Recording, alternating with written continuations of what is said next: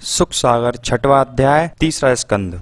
इस अध्याय में आज हम पढ़ेंगे मैत्रेय जी द्वारा विदुर जी को संसार की उत्पत्ति का वृत्तांत सुनाना।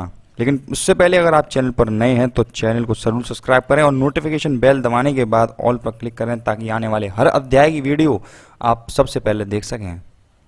तो चलिए इस अध्याय को आरंभ करते हैं।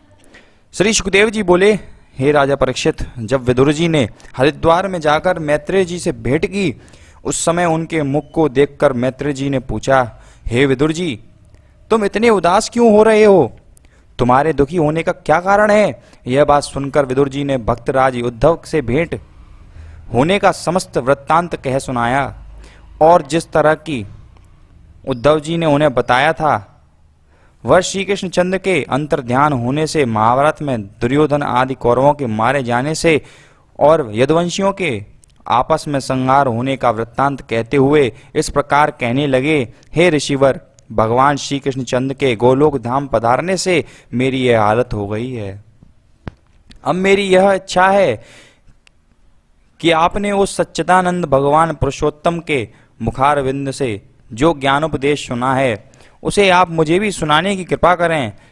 मैत्रेय ऋषि ने यह कहा, हे विदुर जी, जिस ज्ञान को सुनने की तुम्हारी इच्छा हो उसे मुझे बताओ। मैंने भगवान मुरली मनोहर के मुख से उस विषय में जो कुछ सुना होगा उसे मैं तुम्हें सुना दूंगा। विदुर जी बोले, हे ऋषिवर, मनुष्य अपने सुख के लिए परिश्रम करता है, इसलिए आप सर्वप्रथम मुझे यह बताने की कृपा करें कि उस दुख का देने वाला कौन है। तत्पश्चात आप मुझको यह बताएं कि परमब्रह्म प्रभु ने निराकार रूप से साकार रूप धारण क्यों किया। उनका सृष्टि रचकर पुनः उन्हें नष्ट कर देने से क्या लाभ होता है?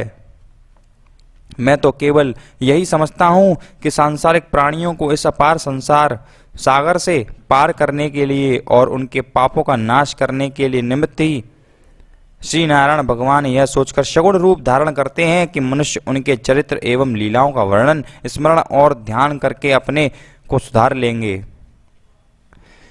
इतने पर भी यदि संसारिक प्राणी अपने अज्ञानवश उस परम ब्रह्म परमेश्वर की लीला चरित्रों को सुनने की ओर अपना ध्यान न लगाए और रात दिन सांसारिक माया मोह में फंसे हुए रहकर अपने जीवन को समाप्त कर दे तो यह उनका बहुत बड़ा दुर्भाग्य होगा।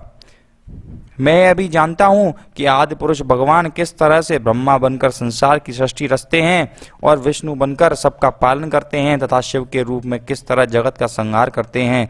ऐसा कौन सा उपाय है जिसके करने से श्री नारायण भगवान प्रसन्न होते हैं और सांसारिक मनुष्य अपनी अभीष्ट कामना को पाकर अंत में मोक्ष पद को प्राप्त करता है।